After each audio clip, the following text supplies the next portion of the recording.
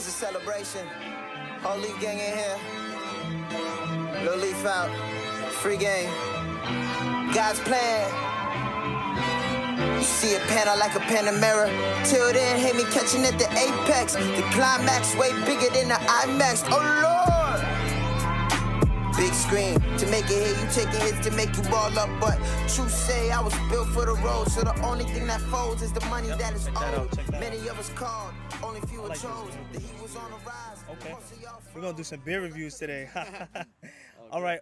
What's going on? It's your boy Just Prince from the Balance Effect Podcast. We're here today, straight up. We came on a road trip, man. We went on a road trip all the way to Atlanta, man. We definitely want to be in the A, you know. We in the A representing or whatever. And definitely part of this series is just highlighting different, you know, people of color doing their thing. You know, and it just happened that he happens to be my family through marriage and stuff like that. And we've been rocking out for a long time. You know, here at the Balance Effect Podcast, we kind of like just want to, you know, push the narrative on entrepreneurship, on financial freedom. Just, you know, want people to understand that, you know, conformity and what society feels you to be is not always the way to go. Try to find your purpose, live to your highest potential, whatever that may be. And we got the guy that does that, right? Mm-hmm. He found it. He went to school for it, and he's been rocking out. We got here Dennis L. Sharpton right here, man. Definitely family in here, man. Yo, it's crazy. Like when you have family and you're able to just reach out and be like, yo, listen, I'm doing something dope, and I want you to be part of it. And my man just like, yo, listen, it's no brainer, man. Yeah, say less. We're here, like man. You say, right? Say less. Yeah, you family. Yeah, say less, man. So kind of like here, we just wanted to like kind of like highlight you and highlight the stuff that you're doing. So kind of introduce yourself to my audience, kind of give them like a little bit of a background on what you've been doing. How you even get to Atlanta, bro? Right. I was born in Ithaca, New York. My name is Dennis Malcolm Byron, but I go very popularly known as A.L. Sharpton, A-L-E Sharpton, because I'm a beer writer, so I had to throw the L in there and create a kind of a brand. And my family's hopped around since New York. We have roots in the Bronx and Brooklyn, in Ithaca, New York, where I was born, and then we moved to Shaker Heights, Ohio, in '80. And then moved to Atlanta in '90. I went to Cornell, and right after Cornell came here, and Atlanta's a home base now. My dad had a dope job at Emory, and they recruited him down here, thank goodness, because it's a fantastic city. And we've been killing it since, making moves, my whole family. We're pretty deep. We're, 7 deep? So we've been rocking and rolling. It's a lot of them. The man's is definitely deep in here, man. I ain't gonna lie, man. Now y'all here. Your family, you know what I'm saying? Everybody coming to ATL. Come on deep. in. I'm trying to move down here. We'll see if we make it happen, man. Hey, bro, I got you. I'm the mayor. But just, yeah, so like, kind of talk to us like about the humble beginnings. Like, how'd you even make your way down to Atlanta? Right. And like, what kind of geared you to the stuff that you're doing? Like, what is it that you're doing down here specifically? You know, all that type of stuff. Because it's a lot, and I want you to kind of tell it because you have a real stuff, yeah. better stuff on it. Well, I went to Cornell because I wanted to. It was in the hotel school, and I wanted to be either a club owner or a restaurant owner was the initial dream, and then have a clothing business and that type of thing. And I wanted to learn as much as I can. Cornell is a fantastic hospitality school, but when I got here, my first job actually was, and I was a big music person, was working A&R with Sony Music. Okay. So that was perfect timing because that was like at around '94. Right. It was started as a summer internship, and that was when Nas came out with Illmatic. It was just amazing around that time. Mobb Deep came out. '94 was an incredible year. Yeah. So that was just an amazing experience. And then I dabbled in the music stuff, started a record label, did a lot of cool things like that. But then I got a job into the restaurant business as a manager. It was one of the dopest clubs in Atlanta at the time called Cafe Station. And then I started wanting to write. So I said, let me just write about these spots since I'm in the business to see what it's like. And I'd rather be on the other side writing about it and trying the food and writing about the experience than serving them and hosting it, because you realize that being a restaurant owner, you have to, it's day and night. There's no time off, and you have to be so passionate, dedicated about it. And I think my passion started developing more where I could do that from a writing standpoint. Then I realized, since I was a big beer fan, and I don't drink anything else primarily, that the beer was really sucking in Atlanta. And I love the city. I love what black people were doing here. And I wanted to live here, but I couldn't enjoy living here without having a better beer scene. So that kind of pushed me in the direction of writing about beer to kind of get people to learn more about it, teach our people about it, but also push push it a little bit to make people want to have more beer in Atlanta. And the beer rule or law was 6% or under, and I was like, I can't live under that, because leaving New York, I was getting all these kind of crazy styles of beer, and I was not having that access here in Atlanta, in Georgia. The Georgia laws were kind of archaic in that sense. Right. So I got political, helped push that, created a different name for myself, because around that time, and I'm a big hip hop head, people have an alter ego, so I want to create that from a writer's standpoint. So eventually I became L. Sharpton, and my name started getting around as this black dude who's around and knows his beer, and he's helping push laws, and we got to know this guy. So I started getting invited to breweries, and then my name started getting around Atlanta, and then it just got nuts, especially when we passed, which I knew was going to happen, the law to allow beer that's 14% or under. So that just made Atlanta amazing craft beer market, because 6% you're limited to styles and types of beer, breweries for that perspective too. So Atlanta, I knew it was gonna be a dope craft beer scene, and now it's bananas. But I can honestly say part of that movement of making Atlanta a craft beer city. So that established me as an OG, as a lot of people call me. And now a lot of black people are getting into that business and owning breweries. And I helped start a initiative that has black brewers in it, and I'm helping them, networking with them, helping them with events, helping them with fundraising, helping them with collaborations with other breweries, and it's really a big movement going on right now in the beer scene, and I'm happy to be a big part of that. And then I have I had to stay busy with my creative side. So besides being L Sharpton, have my logo all over the place and traveling worldwide by that point to write about beer and be a beer ambassador, I started a creative agency called Always Open, where we threw art shows and involved music and art, of course, and then it had, of course, beverages with it. And it became a movement in that sense, where I started producing art shows and then creating clothing, and then now I'm consulting breweries on style of clothing and logos, and it's really blown up to a real big thing now. And I've been working with a lot of talent, a lot of celebrities and a lot of people like that, doing tutorials, teaching people about beer, especially our people. So that would be Ed Lover, Keith Murray and I had to sit down, and it's called Interviews with Brews. So Keith came, he loved it. Willie the Kid, I did one with him. He's like a beast. He's killing it right now. Dead Prez, just a lot of different people, and teaching them about beer. So that was my man Mike Flo with Dead Prez. And they're really into beer, and people need to know that beer was invented by us. It's not a white beverage, and that's been the thought. You see all these white people in commercials, and you see people always around beer, and people think, well, beer is a white person's beverage, and that's not true at all. It's for everybody, but it was invented in Sumerian times, especially around where Africa is, and Egyptian, and we used to pay people with beer to build pyramids. And the women invented beer after making bread. It kind of, some stories say it was accidental, and they're like, well, let's try this, because you have the water and the yeast, and then you have a little bit of the heat, and it could develop that fermentation from a liquid standpoint. But it's now, a big beverage, and we're learning about it a lot more, where we are becoming entrepreneurs, and it goes from there. So I'm an entrepreneur of representing beer and being a creative agency owner, but also I'm working with entrepreneurs who are starting their own breweries and stuff. So I'm trying to find them the easiest way to get to that point. Okay.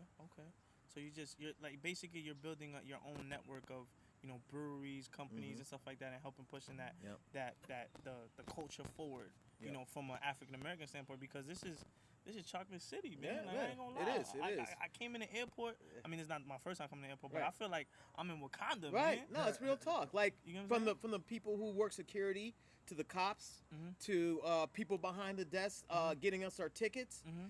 It's an ongoing thing where it's like, yo, everybody has a role in Atlanta, and that's why I love the city so much. It's really a great place for us, for minorities, and we just kind of feel we have our back, a little more got in the city. Yeah, of course. You know what I mean? So even where we are now, where Airbnb is, it might be some primarily white areas, but we're still good. You know what I mean? Yeah. And hopefully that can be more of a trend elsewhere. Although we've had our situations here in Atlanta. Our mayor's black, our chief, a lot of people like that have big roles in Atlanta. So our fire chief.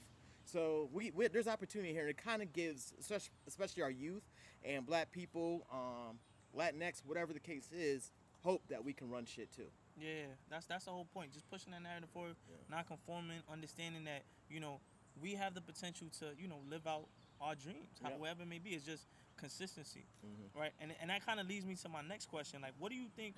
Like, one of the stuff that I tell my guests is like, what do you think, in your definition, is a an entrepreneur? Like, what do you define as an entrepreneur? Like, how does it look like? What do you do? What is it? What do you do as an entrepreneur? I think, first of all, congratulations to this great podcast. I think it's very thank you. necessary, especially what our people are dealing with right now. They need this kind of information Got you. and Thank you. I guidance. appreciate So it, man. yeah, this is very dope. I'm happy to support it. And with that, entrepreneur to me is someone, I think you got to have that dream within you first and foremost, or at least a plan. If it's not a dream that you woke up like, I got to do this, it's something of a passion. And you see a vision and you have to realize that vision. But the only way to fuel that drive is to believe in it. Right. And most of the time you're an entrepreneur because you think there's something that isn't made or created yet that you can create your own lane for. You're not going to do something everybody else is doing and do the same exact thing. You're going to have some creativity with that to do something different, no matter what the business is. And I think I've done that. And I'm proud to say it. It's not even like toot my own horn or whatever people say it is, but it's like, yo, I had to create this. I saw there wasn't something and I had to create it. And that being a beer writer, when I say even to you, my brother, what's your name again? Benny. Okay, cool. He's a beer writer. What is that? And I get that question a lot, and it's something I created. It's not like you don't see that on employee type things. You're trying to find a job or shit, job posts. Oh, beer writer. It's starting to become that where it's like, hey, we need a writer who knows their beer and all that. It's starting to be that position, but I was like, I'm going to create an entity with a name. No one had stickers and a nickname as a writer and branding themselves, and I branded myself, and I wanted my stuff totally out there so they knew who I was. My real name is Dennis Malcolm Byron, but I sound like a law firm, you know what I mean? Like, you know what I'm saying? I'm giving people my card at accidents and shit, but it's like, my thing is, I wanted something where people remember, and Al Sharpton, and it was no disrespect to him, and I actually met Al Sharpton. He honestly reached out to me, which is really interesting. He saw an article Forbes did on me, an interview, and he happened to read it on the plane on the way to Atlanta. The day it came out. That's how God works. And that's another thing, be an entrepreneur. Hopefully you're faithful. If not, do you. But I believe in God. I believe I'm guided by God and spirits. And when you feel that too, it makes you a little more unstoppable and feel. You feel that everything happens for a reason, but it's because you're guided. And I feel I'm a guided person. And I'm blessed to be around family and friends who believe in myself. And with that, Al Sharpton hit me up, and his 2 PR people sent me a message on Instagram. Al Sharpton would love to meet you and hear about your story. I'm like, you want to hear about my story? I want to meet him. I'm like, yeah. So I went, brought my dad and my wife, and went over and kicked it with him at his office here in Atlanta. He has on the west side, and it was awesome. It was a beautiful experience. And with that, man, it's people who will support you. Be around those people who support you, who believe in your dream and your vision, and that can always help. If you don't have people like that yet, they'll jump on board once they see what you're doing and see how serious you are. You're going to have detractors, but those are people you don't surround yourself with. Gotcha. You know, those are weighted people. They sink you down. You need to cut all that weight. Those crabs in the bucket. Unfortunately, our own people hate on ourselves. But you got to just keep doing what you're doing. Nah, of course, man. I had to, being, a school teacher and doing this stuff, and he's doing his own thing. Obviously, my brother and stuff like that. We just trying to, we had to, especially with quarantine and COVID and all that stuff, it's like you come to a realization that, life is short. It's like literally a glimpse of an eye in your life. It could be over. Like, I've had so many different coworkers that unfortunately passed away because of COVID. People that, definitely, man. I appreciate it. And it just put things in perspective for me. Like, I needed to live my life to its full potential, like my purpose. And I feel like this was it. I needed to put that message out there. Because I felt like we were too much in that crabs in the barrel mentality. Like, we're going to fight for this one little position that they're going to give us. We're going to fight for this little thing they're going to give us, these little breadcrumbs. But they're not, you got to go seek the knowledge. Right. So I want to be like that middle person of giving you that knowledge, of highlighting people like as yourself and other people that are doing their thing and they're doing it. If they could do it, you can too. That's right. You know what I mean? And again, surround yourself with people who believe in your thing. Like, even now, I'm starting to make beats like religiously. I've always been into music, but so I finally got my first beat placed on this dude Willie the Kid on his album, and that was like, I just started this year, but I always had to get with somebody to kind of help me with the engineering stuff because I didn't know the programs that well, but I knew exactly my sound and what samples to use and all that. But I want to have my own production team of that sort. So my point is that I want to get a Mac. So I just kind of mentioned it to my wife, and my birthday just came up, and I'm going to plan to get one. Thank you. Yeah, no doubt. Appreciate it's crazy. you. You're a Libra, man. Yeah, that's it. Libra season. So that's why I like the logo. And I had a surprise birthday party. My family threw me just a little something, a little dinner, and I was like, yeah, but I know they got me a gift. What they did was all pitch in to get me a Mac. And that's what we need. You know what I mean? We need people to believe in us, but also maybe we can put our funds together, support what that business is. And then when you're ready to do something, I'm going to put in my little $200 or $300. We have everybody do that. You're building your system of entrepreneurs right there. Exactly. So those are things that we need to do better on as a people as well, is to support. Maybe your own family can invest in what you're doing. And then it only takes a little bit. Like, instead of you just taking all of that burden, it's going to kind of maybe slow your roll a little bit. You can get there, but maybe you can kind of expedite a little bit with people else, maybe helping, and once you tell people what your vision is. But so that's another way to do it. But you know what's funny? It's funny that you say that, right? And I think Quan could talk to me, Benny could talk definitely about that a lot. Because, like, you know, when I started this, like, I only had, like, maybe 3 people that really believed in what I was doing, or even thought that I was going to take it seriously. Right. So, you know, and he's been an avid supporter of me. Like, that's why, like, I have him here. Like, he's like, him, my brother, like my right hand people. Like, they like kind of like people I have in my corner, because you know, not everybody's gonna believe in the stuff that you want to do, right? Because when I go and tell somebody, or like somebody from my family that's a little bit older than me, and I'm like, yo, I want to start this, and I'm potentially thinking about leaving my job, they're like, for what? You know what I mean? But it's a different mentality, right? It's a different mentality, like where it's like, you want to leave your security, 401k, all this other stuff. You're getting a stable paycheck to go jump into this, and you don't know that's the unknown. But we're generally not risk takers, right? And that's what I want to change. Like, we have to take risks. The bigger the risk, the bigger the reward. You know what I mean? And I was going to say to you, you've already started being an entrepreneur, being a teacher, because you're developing your skills on how to project an idea, because you're teaching a certain curriculum, but you have to do it in your style. You're going to have to influence people to believe in what you're doing and what you're talking about. And you work with a group of people, so you're going to have to network and politic with the teachers that you work with.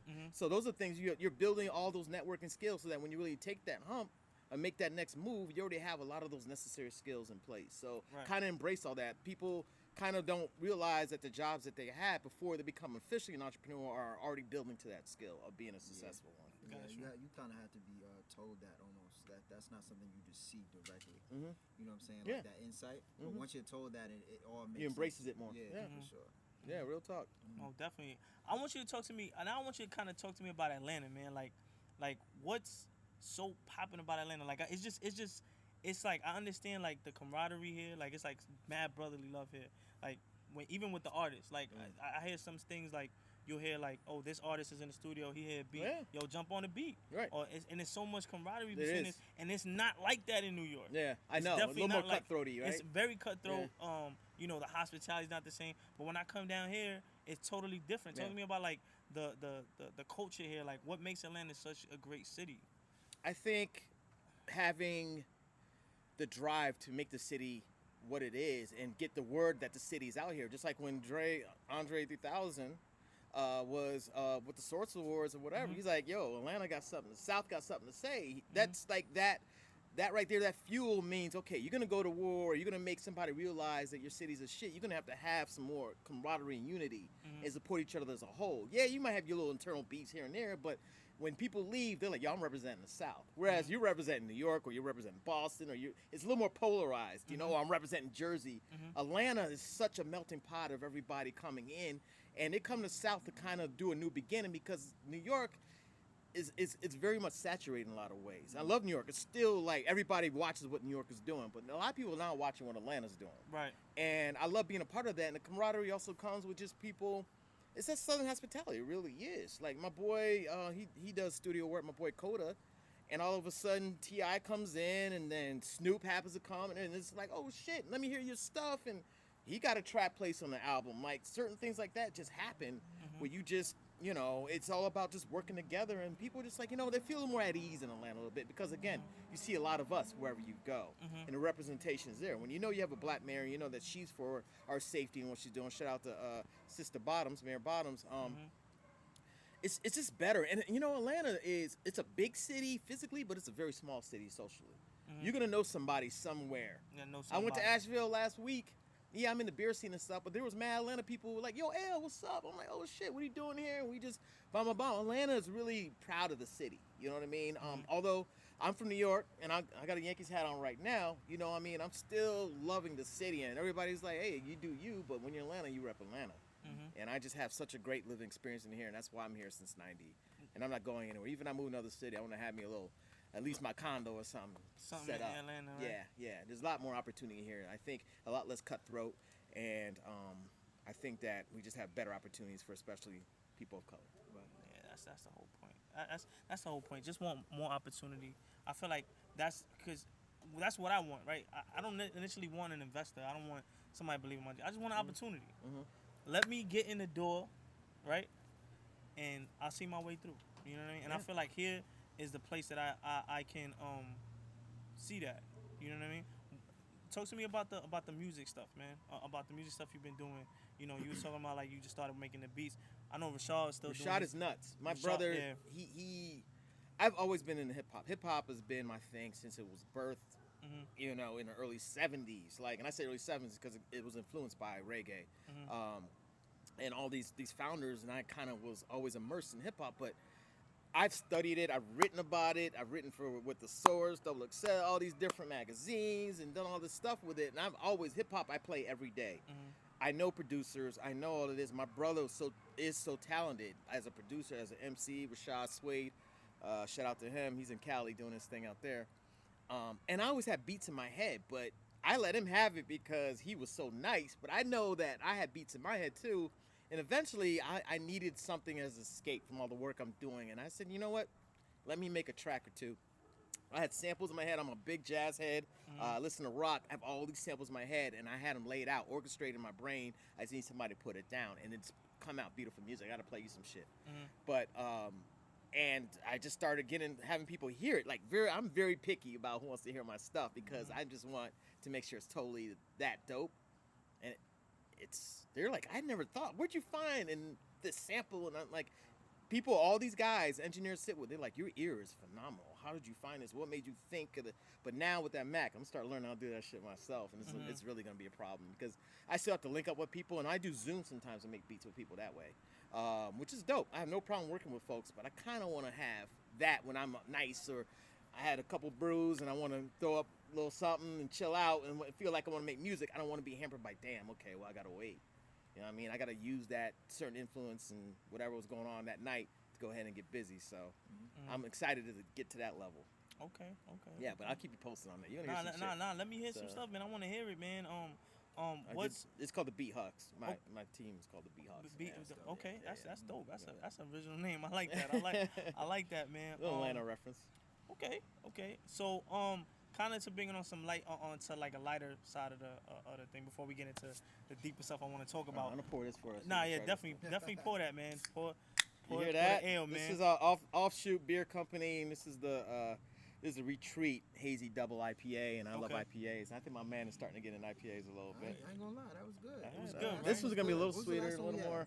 This last one was a Sweetwater Dank Tank, and this literally just came out today. And I went by the brewery, and I said, look, I'm about to be on the podcast. Yeah. And I want to bring some. This is called Fresh Sticky Nugs, the Hazy Double IPA. So hold on, you get it on the camera. Hold on, let me see that. What's this? No doubt. And they hooked Fresh us up with Sticky the Nugs. cups, the Okay. whole nine. Sweetwater. All right, man. Thank you. I appreciate Sweetwater it, man. is the biggest brewery in the South. I think it's like number 12 in the nation in size. And they are awesome. They're good people. They're the ones who brought that kind of IPA thing to Atlanta, and that was like in '96, around the Olympics, and they kind of opened up in like '97. Okay. And then this offshoot is another joint that came through. But Atlanta's a really dope beer scene right now. It's crazy. It's crazy out here, man. Salud, man. I appreciate it, man. Salud, guys. Salud, guys, man. Entrepreneurship. First beer. I don't know if this is on the first beer on the show. Nah, this is the first beer. I had to do my first beer with El Sharpton, man. I had to, man. It's only right. I feel honored. It's not right if I don't do it with you, man. No doubt. Lamont usually rolls with me after I have a couple, and I'm doing my thing. Lamont takes over and drives the whip. Yeah. I'm very safe on that point too. So definitely. I drive there and he drives back. That's usually what happens. Word up, right, Mont? That's my brother Lamont over there. Lamont goes with me pretty much 90% of the beer events I go to. Okay. I've got one now. I got to go meet up Nappy Roots opening their own brewery. Okay. I'm going to meet up with them, and then there's this new brewery opening. I have to go. It's a little private event. I'm going to hit up after this. Okay. And then, that's it. I think I'm going to call it a night after that. I'm not sure. Yeah. And look, it's only, Wednesday? Sheesh. Asheville was crazy. Day in the life of El Sharpton, man. So talk to us about beer, man. I'm not really a beer guy, right? So, like, what's like the famous beers from Atlanta? When you say not a beer guy, what do you mean? I'm not I don't like my beer. My alcoholic preference was not necessarily beer. Okay. Like, I don't know about Benny over here, but Like if I'm going out to drink, have a little happy hour, I'm gonna probably get some cognac or something like that. Absolutely. Right? You know what I'm saying? No doubt. I'm gonna have some yak. No doubt. You know what I'm saying? But like if let's say if I was just anybody coming to Atlanta, what type of beer does Ale Sharpton recommend for you to taste so that you could kind of get in, ingratiate yourself with just beer, right? Right, word. It's funny when a lot of people, not you, but some people, especially a lot of women, but they say I don't like beer, and that is such a broad statement, and it's almost like it's an untrue statement. You know, beer. I always say it's all about the experience and then the exposure and the education. So the exposure means there need to be more black restaurants that have better beer selections. Not a lot Sam of Adams. clubs. I mean, yeah, Sam Adams is an institution within itself, because but there needs to be more than that. It needs to be more than just Heineken and Corona. There needs to be IPAs and different flavors. There's different styles of IPAs and all this. Again, I'm gonna reiterate that we invented beer. It's we invented ales. Ales the original beer. Then lagers came in later on, and those were kind of created in Europe because of the conditions. But I'm not gonna get too deep on that. But I'm just gonna say that you can't just say you don't like beer unless it's a health issue or whatever the case is. I get that. But if you just say you don't like beer, you just think that beer is just hoppy or is this bitter. That's not true. Beer can taste like chocolate. I have a beer coming out with New Belgium. It's a chocolate vanilla stout. Okay. And it's going to be, for real. I think I might have one. I'm not sure. You can mix so much flavors with them. Oatmeal, I got a stout for you in the car. Okay. I'll hook you all up before I bounce. But there's stouts. But beer is the one beverage that can emulate any flavor. So you name something you like. If you're a raspberry cheesecake person, you love strawberry, there's a beer emulating that available. You can go in the store right now and go get something like that. So beer is so creative. So when you say you don't like beer, it's like saying you don't like music. I mean, you just gotta know what to dance to. I always know that. I always use that as kind of like a perspective of why people shouldn't say they don't like beer. And with that, come to Atlanta, I would go to a respected beer bar. They're still pretty safe out here in terms of following code for the most part, but go to Krog Street Market, go to Hop City, go to Towers. There's a couple of places that you can go where you can try the beer and just get samples. Don't be afraid to be like, can I taste that first? And the respected beer bars will give you a little taste of that. So you read the description and you're like, okay, wow, lemon cake. There's a lemon cake Berliner Weiss, which is kind of more on the sour end. Lamont loves sours. I'm not a sour dude. I give Lamont all my sour samples, whatever the hell, new stuff. He gets it, or I give it to a couple other people really into sours. I'm not a sour guy, but I'm an IPA guy. IPAs are bitter, they're not sour. But they also have some fruity notes of citrus, pine, all those type of things. And then there's stouts where if you're dessert, there's these stouts that are amazing, made with coffee and fruit infused and caramel, and it's bananas. And they add lactose sometimes to give it a little more texture. They're chemists. Brewers are chemists. They really are. And they're trying to find the perfect thing to fit the perfect palate, the perfect flavor profile. And so I love to do a tasting with you next time we kick it. But I used to bring a lot of beers and stuff, different beers when we all get together as a family. You know how I get down. I do my I do my tutorials anyway. But like try this. Yeah, try this. I be showing, pouring little sips, and then you want it, and then go ahead and get it. But and I taste a lot of beer. I don't drink a lot of beer. There's a difference. So like these little tastes that I'm pouring here, that way I can try little things, and then beer might get warm, you go to something else or whatever. Although beer shouldn't be ice cold. You had some of this? Did you get some of this? No, I let me think you get got this one. let me get some now. Hold on. This one's really nice too. So hazy is the big thing right now, where they don't filter it as much. It gives a little more of a texture kind of situation. But hazy is the big one right now. But there's a lot of great beers. There's Berliner Weisses, there's stouts, there's lagers. So lagers are like Heinekens and Budweisers. Those are not great, not cold. But not every beer needs to be ice cold. Ales don't need to be ice cold. They need to be about 54 degrees to get the full flavor profile in the nose on what it is. So okay. All right, that sounds dope, man. Atlanta got a dope. Atlanta, Hop City, Brick Store, the Porter, Krog Street Market. Those are all great spots to go ahead and try. And then go to breweries. You go to Sweetwater, for instance, who provide us this. They're going to have a board of different types of beer. You just be like, ooh, that one sounds good. Can I taste that? They better give you a taste. They're like, no, we don't do that. And they're like, okay, well, I don't do this brewery and I'm out of here. But that's not usually going to happen. So going back to just making beer more of a lifestyle choice for African Americans, how have the companies made the effort to sort of like broadcasted out there. Yeah. I think we drink Heineken and Guinness because that's marketed to us the most. It is, and it's So- the only thing available a lot of And times. Corona too as Yeah, well. or they're gonna be in the bodegas, or they're gonna be in those small markets where the beer is gonna be very, very limited, or bullshit. It's Yeah. gonna be malt liquors. It's gonna be things that are Coke harmful to us, 45. or just quick fixes where you Yeah. spend your $2, but it's $2 for a reason. But You know what I mean? So beer might be a little more expensive, but as you learn how quality of beer works, you're gonna be willing to spend that much more money because you know you're gonna be getting some really good shit. I mean, And we it's gonna already be, spent. you know, this is the way. And a lot of times our mentality is, if it's made for white people, it might be better. And so that's why we buy a lot of white brands. You know what I mean? I'm a Ralph Lauren fan, but I just love Ralph Lauren. I've just been born with him, and From that's the the way Bronx, it too. is. And he's from the Bronx. Yeah, that's my guy. So I'm the but with a lot of white people they're drinking the high quality shit too. They're drinking the bullshit, but but that's just because they're exposed to it a lot more. But once we learn, there's a growing society of black beer snobs here in Atlanta.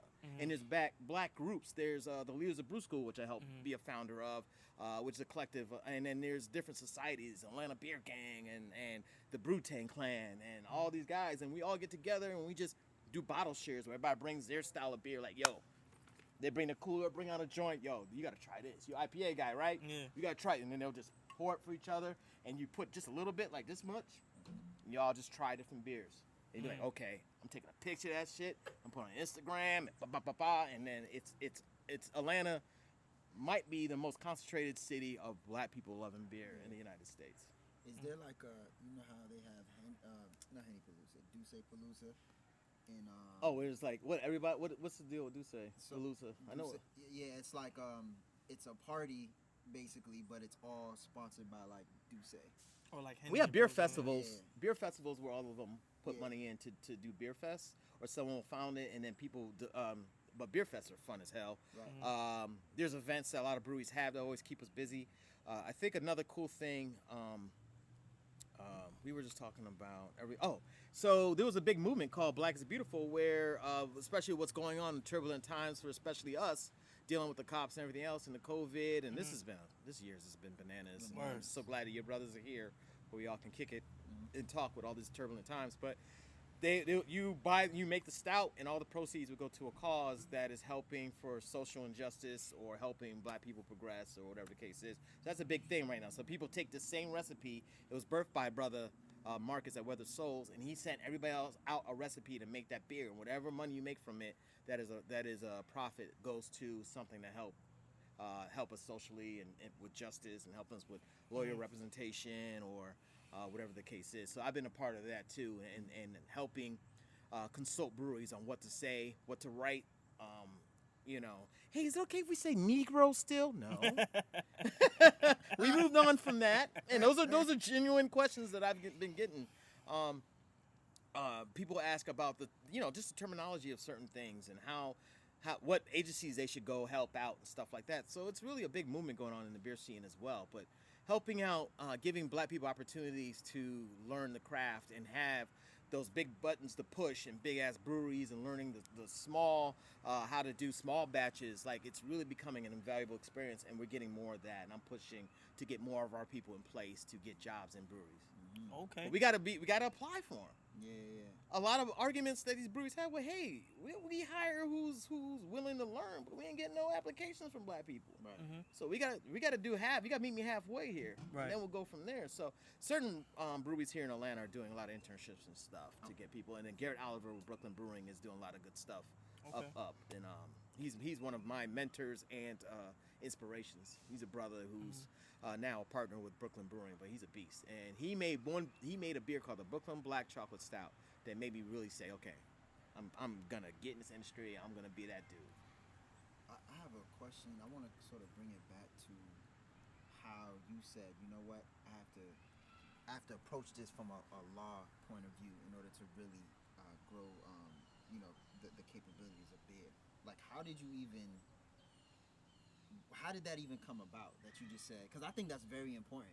I think we do a lot of stuff as African Americans, but don't realize that there's multiple sides to having something grow. Right. Something like, how did you even get to that point of view? I knew the industry was dominated by white people, but I also knew that there are white people who want to help me. And you could be a black entrepreneur without being solely black. Meaning you can embrace other people helping you out, or giving you some guidance. Like, if white people didn't believe what I was doing or didn't respect what I was doing, my accessibility to do a lot of things in the industry would have not have happened, and that's just real shit. A lot of white people own magazines. They own these breweries. 99% of the breweries owned in Atlanta or pretty much in the country. I think we're at maybe 4%. Not even. It's a really low number. I'm surprised. But It's even that high, yeah, even that much so. But it's growing. It's getting higher. But my point is that it's okay to get help or network or work alongside people who are not black. Right. You still have a mission to help your people and still represent. You're not going to change being a black entrepreneur if you're getting help from white people or whatever the fuck the case is. You're still going to get that help, but you're still going to be that same person of having a drive and want to get to where you go. You know what I mean? Diddy, one of the greatest entrepreneurs ever, but you're telling me he didn't work with white people? Right. Russell Simmons, you telling me you didn't work with Rick Rubin to do what he had to do? Like, we can work together on stuff, but we have our vision. We're blessed as talent, and we're talented people. We're born with it. It's spiritually us. We have a spiritual drive from the way we've been oppressed for years. But now we have the opportunity to work with people who believe in us, and don't be scared to accept some networking and assistance from them who can help you out, no matter what the color is. Just make sure they ain't trying to bite your shit and take that, but even then you can't control that either. But Was it because different cities I feel like are a little tougher with how they let people in, as far as to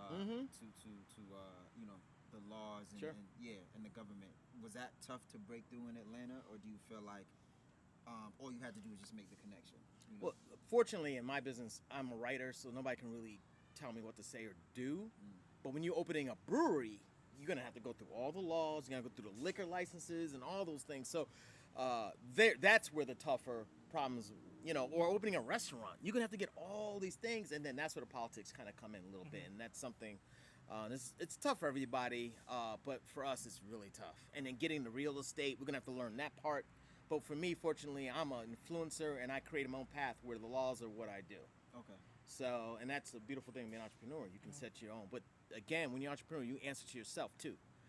Something's messed up with your business. You can't go to your manager. You can.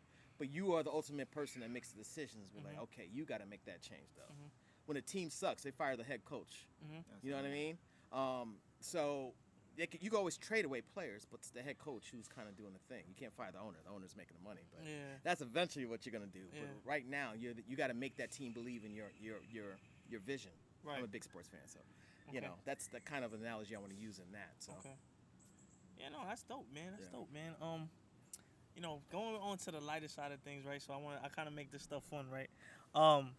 So I hear a lot of things about Atlanta strip clubs, man. Oh, they have strip clubs here? I hear about a lot of things about Atlanta strip clubs, but what makes Atlanta strip clubs so extravagant? Like they be like, yo, you got to go down there. Atlanta is different. You know what I'm saying? From what I understand, I think that we have more diversity. A lot more black women in strip clubs. A lot more high quality black women in strip clubs. From what my friends say, and allegedly. yeah, allegedly. Even women who are not of color sometimes have a little more. They've been eating a lot more Southern grits and things of that sort, so they're a little more curvaceous too. And people enjoy that. The music is different. Makes you want to bounce a little bit more with a lot of that. That Southern bass. And then it's just a lot more variety. And then what's very important is a lot more relaxed laws. Okay. There's certain states that only say you can go topless, but you can't drink in the bar, or all these other crazy laws. Atlanta's a little more loose with that. And then, although I have never really eaten inside a strip club, except for one, I was doing this article on chicken wings, the best chicken wings in Atlanta, and I was one of the people who had to be a judge, and one of them happened to be at Magic City, which got Lou Williams in trouble. But I was like, the wings are actually really good. That was one of the places we had to go. We went on a Tuesday afternoon, and we went to Magic City. It was me, and I was the only brother in the group. And we sat around, and then we just said, we just got it in, and we just had wings. But of course, there was stuff around us to, keep us entertained. But overall, it was an interesting experience. But the food is good. So a lot of strip clubs here in Atlanta really brag and boast about how good. Like, people come and actually have business dinners. It's crazy. Like Club Cheetah is supposed to be really good with food, and then like I said, Magic City, and then in order to be somebody with a whole food truck setup right outside, ready, or grills, it's popping. Bop, bop, bop, bop. So And they open late. They stay open late. Atlanta, some go. You know, they're a lot more relaxed laws. This is the biggest thing too. Yeah, that's the biggest thing. And we have a lot of celebrities and people come down here. So when they come down here, they heard about it. So they got to make it accessible and make that money and build the economy up for Atlanta. So there you go. Yeah, that's yeah. That's Hope so I dope. answered your question. No, Atlanta. no. You answered my question. It's because the last time I would say I wanted to go, but unfortunately when we went, I don't even. What are they doing? Like, how do you go to a strip club now? I mean, you maxed up. I heard that some people do reserved table. I don't know how you can really do it now. I don't even know. Cause like to be honest with you, like I was here.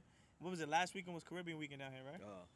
I was out of town, but yeah. Yeah, it was Caribbean weekend down here, right? And a lot of my friends, a lot of people, a lot of New York people was out here, and it was crazy. Yeah, it was some spots they ain't have masks on. Yeah. Oh You know man, what I nah, yeah. They ain't had a mask on. Some cities shut down, don't play. But some people come to Atlanta like, yo, what, you all can do this here? Yeah. Y'all wildin'. I'm like, that's dumb. I'm with Yeah, my mask. I just got the thing, travel advisory. Oh, Georgia. I was like, well, I guess I'll be quarantined. I guess when I come back, I don't care when I get back. But well, the good thing is our mayor has been very, very big on that, an advocate of being masked up and you know not having a lot of exposure and stuff. But being an entrepreneur, what I do again, my business, I kind of have to be out and about a little bit. So my wife has been a lot more like I'm staying home, and you just go. She used to roll with me to, especially review restaurants and stuff like that. And then part of my business is shooting food, producing video. I work with a few people on that, the Cork brothers, a couple other people, and I have to be out there. I gotta direct. I'll be like, okay, this shot, let's get this lighting, let's get this pumpkin behind this beer, shit like that, and I gotta be out there, so at least I'll be masked up. and you also review cars. Can we get a shot of the car, man? Can we get a shot of the car, please? I actually love that car. Can we get a shot of the car, man? That might be top 10 cars of the Like, of the can we year get a that I shot? have. Can we get a Yeah. shot of the and car, I love the man? color. Like, It's really beautiful. what's that? What's that? A 2021 Lexus? That's a 2020 300 ES hybrid, and Okay. I drove that to Asheville and back on one tank. What? One tank. Damn. How long is that trip? It took 3.5 hours. On one tank? Yeah. Oh, that's nice. Yeah. That's It was really, really awesome. I think I put gas in it like when I was about an hour away from Atlanta on the way back, just to be on the safe side and not play myself. But no, it's But it's amazing good car. on gas? It rides, it's smooth. I'm very happy with that. Like I was like, man, what car would I get? And there's a couple I really, really liked, and that's one of them. I really like that one. Okay. Yeah, I like the Palisade. That is fire. Kia stepped that game way up. Yeah. Kia and Hyundai, the Palisade and the what's the other one, Mont? Palisade and Telluride. Tell you right. Fire. Telluride. There's some stuff out here, man. I'm like, okay. I mean, I saw you in the X7, man, not too long ago, Oh, man. word, I was yeah. like, That that was a hot joint's too. I was like, that's beastly. They got some stuff out here, bro. They making some crazy technologies nuts with the cars now. Yeah. But how hard are you gonna go? I honestly, I got offered to drive. I'm not gonna say what the name of the car is, but it was a $400,000 car. And he said, hey, do you want this for 3 days? I said, no, thank you. And I'll take it one day, but as my only source of transportation, I'm not gonna make a run to the store in that car. With things going down in COVID and people being hungry and needing money and shit being ill and a black man driving something that exotic in Atlanta, it just felt like too much attraction for that time. And Yeah. I'm not all about show and, hey, look at me. I'm not going to go to the club and get it valet so I look cool coming out. You own that kind of car, respect to you, and I wish you much success and luck and all that. But I was like, I'm good. I'm straight. Yeah. You know. So my boys are like, you crazy? Do you know? I'm like, I'm good. Yeah. I'm good. Chilling. I'll take it another time, but right now is not the time for it. Oh, definitely, man. Yo, my man L Sharpton reviews everything, man. So definitely, Lexus, if you want to sponsor us, you know, because of L Sharpton, that'd be good. He approves of the I'll car. send you a photo, man. You can use for the promo. Nah, definitely, man. Definitely send it, man. You know, I did a provide dope it. shoot with that in Nashville. What's the famous Lexus car company down in Atlanta? We'll find you, and we'll be like, yeah, go check them out, man. Atlanta Absolutely. Lexus or something like that, man. Yeah, this is all about entrepreneurial stuff. Nah, You gotta definitely. be entrepreneur to start a Lexus, so I know y'all feel this. Nah, definitely, man. Yo, what was the joint? What May said? I'd rather go Lex Bubble because it's less trouble. Oh yeah. Yeah, that's Lexuses, man. They've always been gangster. When I know I'm getting a Lexus to review, I'm like, okay, I'm rubbing my hands together. I really like that brand. Yeah. It's always been like. It's like Toyota's dope too. The Avalon. I had the Avalon. Yeah. The TRD was crazy. I was like, geez. yeah. But they've always been like stand-up cars, like you know, Bob would tell me like, oh, if you get a Lexus, you He can got get one now. He got the truck. Yeah, he got the truck. He's like, yo, you could get it at 70,000 miles, and that joint will last you another 200,000. Yeah. No Shout out to problems. Bob, my uncle. Yeah, DJ Trevor. Yeah, shout out to DJ Trevor, man. We gotta get him on the track Blowing one day. up on the overseas. Oh yeah? Oh my gosh. People Really? were like playing like they're selling his Job albums, Bible? like all those. They're selling all those joints. Yeah. They're playing man. his music. He's like, yo, sending me YouTubes of people playing his stuff. It's gotta be rewarding for him. That's awesome. Definitely, Yeah, man. yeah. It's crazy, man. Yep. But yeah, man, like I definitely appreciate you for coming on. This today, has man. been great, guys, and I wish you much success. Nah, I definitely follow appreciate. brother. I'm my Definitely, where you Instagram- can find L Sharpton. Tell him my everything. Instagram is Real Ale Sharpton. REALALE Sharpton. You'll see most of my adventures there. Mhm. Yeah, check that out. And then on Twitter, I'm always talking mess on that. And that's just Ale Sharpton. Okay. So, but yeah, I appreciate y'all. Much success in what y'all doing. Baby. Oh man, yo, show him the shirt, man. I got him the shirt. He's a Libra. Oh, yeah. He's a Got Libra. the- He dropped the shirt, but it's all Oh. good though. It's Oh, all good. man. He was That's in the all right. heat in the moment. I was You know that I was stuff. feeling myself. You know, he you got was the feeling- quality cotton too. You got the next level cotton. Yeah, we got. You we get got that hard sweating. It's Pima. Yeah, that's nice. It's That's Pima nice. Look at cotton, that. Got the man. back You joint. know what I Oh, mean? yeah, Got this the is joint. You hot. know I what I rock mean? it. No, Yeah, definitely I'll rocking supply you Atlanta. with that joint. You get what I'm saying? I appreciate I appreciate you guys for tuning in with us. Word up. You know, I'm just Prince, Been there. and we was featuring L Sharpton. Yes. Yo, this is the Balance Effect Podcast. Yo, thank you for coming, man. I appreciate you, Word. man. Word. Yo. Scale up.